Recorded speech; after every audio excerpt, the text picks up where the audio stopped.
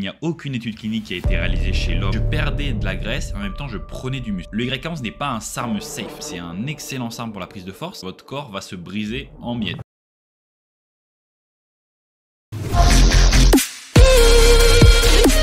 Salut tout le monde, j'espère que vous allez bien. On se retrouve aujourd'hui pour une nouvelle vidéo sur la chaîne. Aujourd'hui dans cette vidéo, on va parler du SARM YK11. Donc le YK11, c'est sûrement le SARM le plus étrange qu'il existe à l'heure actuelle. C'est un SARM pour lequel on a vraiment très peu d'études cliniques. Il n'y a aucune étude clinique qui a été réalisée chez l'homme ou même chez l'animal, uniquement sur des tubes. Donc le YK11, c'est un SARM qui va différer des autres SARM parce qu'il est construit à partir d'une structure moléculaire qui est proche de celle de la DHT. Et la plupart des SARM sont construits généralement sur une structure moléculaire qui est basée sur un ligand. Donc un ligand, un squelette de ligand. Alors que là, avec le YK11, on est plutôt sur un squelette moléculaire qui est proche de l'hormone DHT. Donc c'est un SARM qui va être plus proche des stéroïdes anabolisants que les SARM traditionnels. C'est un peu un hybride entre les deux. C'est un SARM qui a une structure moléculaire qui est proche de celle des stéroïdes anabolisants, mais qui va agir comme un SARM. Il va avoir les mêmes effets, les mêmes comportements qu'un SARM. Donc c'est-à-dire qu'il ne va pas y avoir de conversion en œstrogène ni en DHT. Également, le YK11, c'est aussi un SARM qui est un inhibiteur de la myostatine. Donc la myostatine qui est un facteur de croissance musculaire. Et en inhibant la myostatine, vous allez permettre à votre corps ou à un organisme de prendre plus de masse musculaire qu'il n'est capable naturellement. La myostatine, c'est vraiment un facteur génétique limitant pour la prise de masse musculaire. Cependant, comme je l'ai dit auparavant, le YK11 a seulement été testé sur des études avec des tubes, donc in vitro, et pas sur des études chez les hommes ou chez les animaux. Donc il n'y a pas d'études humaines qui prouvent qu'il réduit les niveaux de myostatine, mais ça a été prouvé dans les études in vitro. Donc ce qu'il faut savoir par rapport à la myostatine, je vous l'ai dit précédemment, donc qui est un facteur de croissance, pour la prise de muscle, pour la prise de masse musculaire en général, on va pouvoir agir sur 3 différentes voies. Donc la première voie, ça va être la voie des récepteurs aux androgènes. Donc là ici, ce sont les SARM ou les stéroïdes anabolisants qui vont activer les récepteurs aux androgènes dans les tissus musculaires et osseux et qui vont permettre une prise de masse musculaire plus importante, un turnover au niveau des protéines, etc. On a également la voie de l'hormone de croissance et de l'IGF-1. Donc là, tous les peptides liés à l'hormone de croissance en elle-même, en injectable, ou alors le MK677 par exemple, vont agir sur cette voie de l'hormone de croissance et de l'IGF-1 qui vont permettre une plus grosse prise de masse musculaire. Et puis enfin, nous avons la troisième voie qui est la voie de la myostatine. Et cette voie, c'est vraiment, comme je l'ai dit, le facteur génétique ultime limitant qui va déterminer combien de muscles vous allez pouvoir prendre. Votre corps, à la base, n'a pas envie d'accumuler de la masse musculaire. Pourquoi? Parce que cela va entraîner une maintenance calorique plus importante, plus de besoins caloriques, plus de stress. Il va nécessiter d'avoir plus de sang qui circule pour alimenter tous ces muscles. Et donc, votre corps permet de limiter la quantité de masse musculaire que vous pouvez prendre. En revanche, on constate que chez les animaux ou même les hommes qui ont des déficiences en myostatine, je pense notamment aux Belgian Blue, donc qui sont des bœufs qui sont génétiquement modifiés pour avoir des faibles niveaux de myostatine. Ces bœufs sont extrêmement musclés et ils ne font rien à part rester dans un pré toute la journée. Donc, ils prennent de la masse musculaire sans rien faire. Également, on peut voir chez des bodybuilders qui ont été vraiment très connus, sûrement les meilleurs bodybuilders de tous les temps, avaient une déficience en myostatine. Je pense notamment à Ronnie Coleman, qui est l'un des plus grands bodybuilders de l'histoire de tous les temps. Également, nous avons le bodybuilder Flex Wheeler, donc celui dont j'avais parlé dans ma vidéo originelle sur le YK11, qui sont des individus qui ont des faibles niveaux de myostatine de base. Et lorsque l'on voit des photos par exemple de Ronnie Coleman à 14 ans avant qu'il commence la musculation, il était déjà musclé, il était déjà plus musclé que pratiquement tous les pratiquants de musculation. Il y a un facteur de génétique avec cette myostatine et c'est pourquoi les bodybuilders s'intéressent de plus en plus à cette voie pour la prise de masse musculaire. Également, les bodybuilders, ils ont une pratique qu'on appelle couramment le blast and cruise. Donc les périodes de blast vont consister à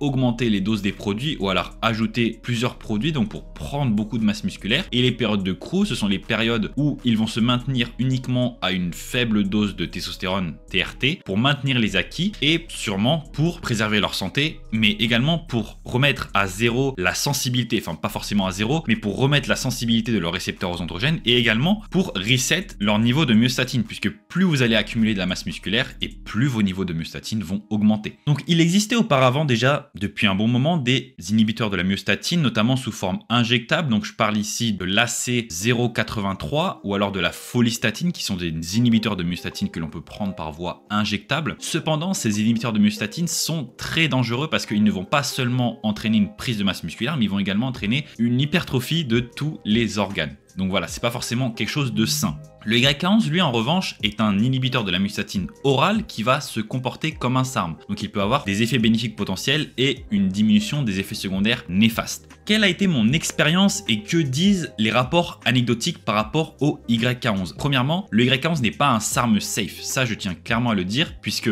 les SARM, je dis que c'est généralement assez safe et que voilà, on a quand même des études cliniques sur les hommes, etc. Là, on n'a aucune étude clinique et c'est pas un produit que vous devez prendre si vous voulez chercher la sûreté et la sécurité. Là, vous vous aventurez peut-être dans quelque chose où on ne connaît pas ses effets, contrairement à d'autres SARM comme le LGD4033 ou l'ostarine. Là, le YK11, c'est pas un SARM qui est safe. Deuxièmement, l'inhibition de la myostatine peut entraîner des effets secondaires indésirables. Ça, j'en ai déjà parlé dans ma vidéo originelle sur le YK11, mais je vais les rappeler ici, notamment des douleurs articulaires et tendineuses. Vous allez vous sentir vraiment désagréable quand vous allez aller à la salle de sport et quand vous souhaitez soulever lourd, notamment lourd. Après, sur les séries longues, sur les séries pas trop lourdes, ça va le faire. Mais si vous voulez vous entraîner en lourd, vous allez avoir l'impression que votre corps va se briser en miettes. Moi, je me souviens quand j'utilisais le YK11, vous avez de la force, puisque le produit en lui-même va vous faire prendre pas mal de force. Même c'est un excellent SARM pour la prise de force, mais vous n'allez pas vous sentir à l'aise. Vous allez sentir qu'il y a quelque chose qui va pas. Donc voilà pourquoi moi, quand j'ai utilisé le YK11 pour la première fois, j'ai switché d'un entraînement force hypertrophie à un entraînement full hypertrophie et en même temps à côté du cardio en endurance avec le cyclisme. Mais j'ai constaté une augmentation des douleurs articulaires et tendineuses. Est-ce que c'était quelque chose de vraiment limitant? Non, pas forcément, mais vous vous sentez un peu rouillé. Voilà l'expression que je pourrais employer ici pour le YK11. Troisième point, c'est que le YK11 va vous donner des excellentes congestions, des congestions qui vont être sorties de l'ordinaire. Contrairement au LGD 4033 ou MK677 qui eux vont entraîner des congestions pleines, là le YK11 va entraîner des congestions qui vont être limite douloureuses. J'en ai parlé également dans ma vidéo originelle, je me répète, mais voilà, vos muscles ne vont pas forcément être pleins et congestionnés, mais ils vont être vraiment denses et vous allez sentir une congestion intense. Pas une douleur, mais limite un inconfort au niveau des congestions. Et au niveau de la prise de muscle avec le YK11, lorsque j'en ai pris, j'avais l'impression, donc moi j'étais en sèche au moment où j'en ai pris, mais j'avais l'impression de prendre du muscle de manière linéaire, sans forcément faire attention à ce que je mangeais, dans le sens où bien sûr je mangeais assez de protéines, etc. Mais j'avais l'impression de pouvoir tout manger, limite j'étais à maintien calorique, mais je perdais de la graisse et en même temps je prenais du muscle. Donc c'est un SARM vraiment qui va être intéressant pour ce qui est de la recomposition corporelle, même de la prise de masse, j'en ai parlé. Je pense que pour la prise de masse, associer le LGD4033 qui va lui targeter la voie des récepteurs aux androgènes, le MK677 qui va targeter la voie de l'IGF-1 et de l'hormone de croissance, et le YK11 qui va targeter la voie de la myostatine. Donc un combo des trois pour moi en prise de masse serait vraiment intéressant. Quatrième point par rapport au YK11, c'est qu'il va entraîner de la perte de cheveux. Le YK11 est un SARM qui a une structure moléculaire, comme on l'a vu, proche de celle de la DHT. Et il va avoir également tous les effets secondaires classiques que l'on peut associer à la DHT, à une hausse des niveaux de DHT. Donc ça va être des douleurs, comme j'ai dit, aux tendons et aux articulations, puisque voilà, les stéroïdes anabolisants qui sont proches de la DHT, par exemple, je pense ici au Winstrol, vont entraîner un peu le même type d'effet secondaire. Également la perte de cheveux. Donc oui, c'est un SARM qui n'est pas safe, qui n'est pas sûr pour la perte de cheveux. Donc si vous êtes prédisposé à perdre des cheveux, peut-être que ça va être un peu moins important qu'avec le RAD 140, mais c'est quelque chose à noter. Également, vous allez avoir donc des douleurs qui vont apparaître dès les premières semaines d'utilisation. Après, ça dépend le dosage, on le verra par la suite. Mais vous allez avoir également une augmentation de la tension artérielle. Donc ça, c'est à noter également avec le YK11. Comme je vous ai dit, c'est pas un SARM 100% safe. Donc au niveau du dosage maintenant. Au niveau du dosage, il y a deux théories que l'on retrouve la plupart du temps. Donc ça va être soit de le doser comme un androgène de pré-workout, c'est-à-dire que vous allez le doser uniquement une fois par jour en pré-entraînement, donc durant la fenêtre de pré-entraînement, ou alors le doser 2 fois par jour, puisqu'il a une demi-vie entre 10 et 12 heures, donc pour maintenir des concentrations stables dans le sang, il vaut mieux couper la dose en 2 prises quotidiennes. Au niveau du dosage maintenant, ce qui est couramment rapporté dans la communauté des utilisateurs récréatifs, c'est des dosages compris entre 5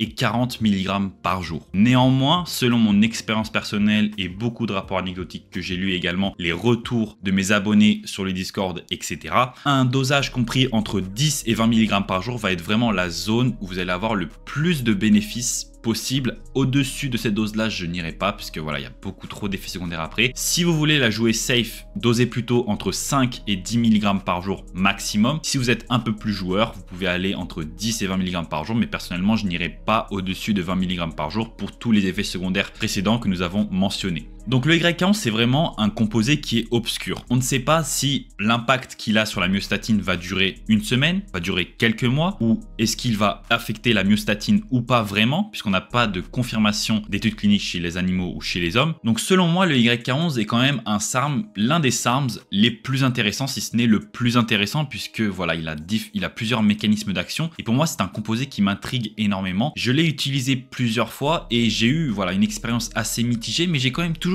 aimé mon expérience avec le YK11, même si il y avait ces effets secondaires là, j'ai toujours eu l'impression d'avoir des effets bénéfiques, notamment au niveau de l'humeur, au niveau des congestions, au niveau de la recomposition corporelle comme je vous ai dit. Donc c'est vraiment un SARM pour moi qui est très intéressant, et comme on l'a vu, la voie de la myostatine est vraiment le futur de la prise de muscle.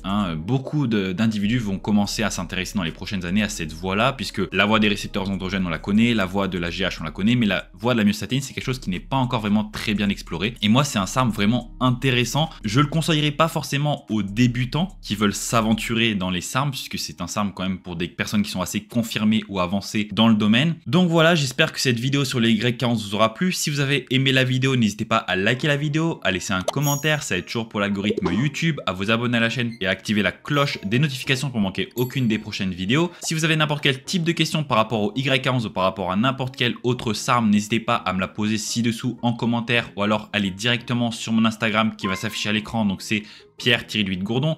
Je réponds à n'importe quel type de questions sans problème. Également, n'hésitez pas à checker mon site web pgsarms.com pour des nouveaux articles publiés chaque semaine sur les SARMs, peptides, nootropiques et suppléments. Et puis également, n'hésitez pas à checker ma liste de sources en description pour vos besoins personnels. Et puis on se retrouve très vite. À bientôt sur la chaîne. Allez, salut les gars. Bye bye.